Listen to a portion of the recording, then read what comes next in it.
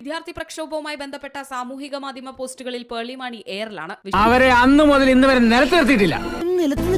എപ്പോഴും ഫ്ലൈയിങ്. ഇപ്പോൾ ഇതാ പേർളിയെ ട്രോളി ചന്തു സലീം രംഗത്തെത്തിയിട്ടുണ്ട്.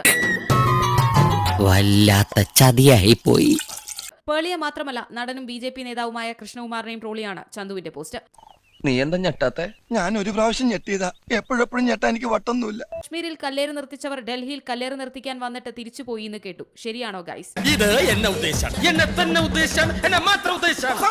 താഴെ കാവി എന്റെ ഇഷ്ട നിറമാണ് എന്നും ചന്തു കുറിച്ചിട്ടുണ്ട്. നീ അപ്പൊ അങ്ങനെ ചെയ്തത് നന്നായി, ഇല്ലെങ്കിൽ ഈ കേസിൽ ഞാൻ ഒറ്റപ്പെട്ടു പോയനെ. വിഷയത്തിൽ പേർളി നിലപാട് വ്യക്തമാക്കിയതോടെ പേർളിയുടെ ഫോളോവേഴ്സിന്റെ എണ്ണം കുത്തനെ ഇടിഞ്ഞിട്ടുണ്ട്. 3 ലക്ഷത്തോളം ആളുകൾ അൺഫോളോ അടിച്ചു പോയിട്ടുണ്ട്. ഇതൊക്കെ ഈ അൺഫോളോ അടിച്ചിരിക്കുന്ന അവരുടെ പ്രതിഷേധമാണ്. എനിക്കിത് എന്തിന്റെ കേടായിരുന്നു? Whenever I get time, I'm somebody who likes all the comments. You know?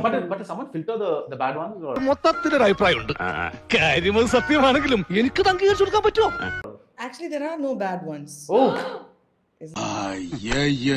അന്യായ വിടലായി പോയിട്ടോ.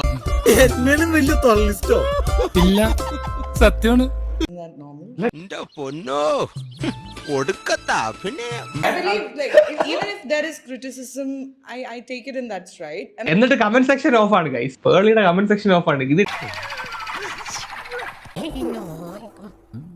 എന്താ ഉറക്കം വരുന്നു? I love criticisms. You know, that's what makes me grow. ചില കമന്റ്സ് ഒക്കെ കാണുമ്പോൾ എനിക്ക് സങ്കടമാവും. അപ്പൊ ഞാൻ ബ്ലോക്ക് ചെയ്യും.